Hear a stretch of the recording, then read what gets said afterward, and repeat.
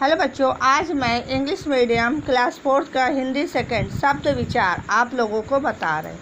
देखो, वर्णों को सार्थक मेल के योग से क्या है शब्द बनते हैं। जैसे हा है ना, हा प्लस बड़ा आ प्लस था प्लस बड़ी ई, तो 4 वर्ण हो गए। तो इससे क्या बना हाथी। हाथी तो कुत्ता में क्या है, का है प्लस ऊ है प्लस ता है प्लस ता है प्लस आ है। ये 5 वर्ण से बनते हैं ना। इसी प्रकार गाजर तो सब तो 2 या 2 से अधिक वर्णों के योग को क्या कहते हैं, शब्द कहते हैं।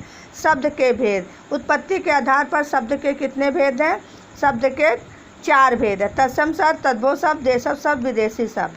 तत्सम शब्द संस्कृत मूल के वे शब्द जो हिंदी में मूल रूप से प्रयोग किए जाते हैं तत्सम शब्द कहलाते हैं। जैसे पृथ्वी, हृदय, अंकुर, उच्च, शिखर आदि।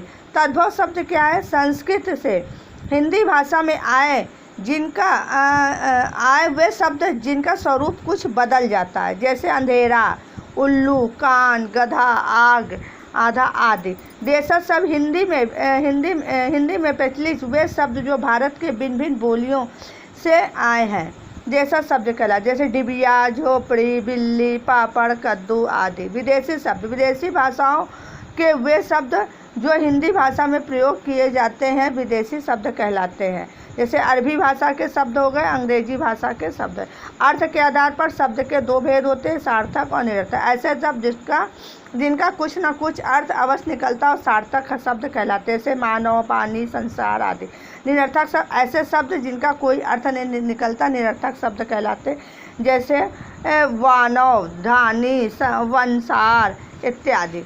इसी प्रकार रचना के आधार अथवा बनावट के आधार पर शब्द के 3 भेद होते हैं, रूढ़ शब्द, यौगिक शब्द और योग रूढ़। रूढ़ शब्द क्या है, जिन शब्दों के टुकड़े का कोई अर्थ नहीं होता तो रूढ़ शब्द कहलाए। जैसे बेसन, संतरा, मकान, बरगद आदि। यौगिक शब्द, ऐसे शब्द जिनके टुकड़े हो सकते किंतु उसका कोई अर्थ नहीं निकलता। जैसे हवा महल, हवा प्लस महल, कुतुब मीनार, कुतुब प्लस मीनार। इसी प्रकार योग रूढ़ शब्द, ऐसे यौगिक शब्द जिनका किसी विशेष अर्थ में प्रयोग होने लगता है योग रूढ़ शब्द कहलाते हैं। जैसे चारपाई, 4 पायों वाली खाट, निशाचर, रात में घूमने वाला राक्षस।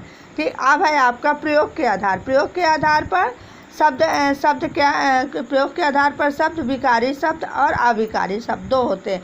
ऐसे शब्द जिनके रूप, लिंग, वचन, कारक आदि के अनुसार परिवर्तन होते हैं विकारी शब्द के। जैसे संज्ञा है, जैसे मैं, तुम, आप, हाथी, जैसे लड़का, लड़की, हाथी से।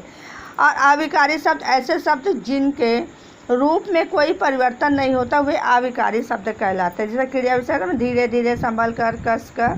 ठीक बच्चों, चलिए अब इसका एक्सरसाइज और क्वेश्चन आंसर नेक्स्ट वीडियो में बताएंगे। ओके।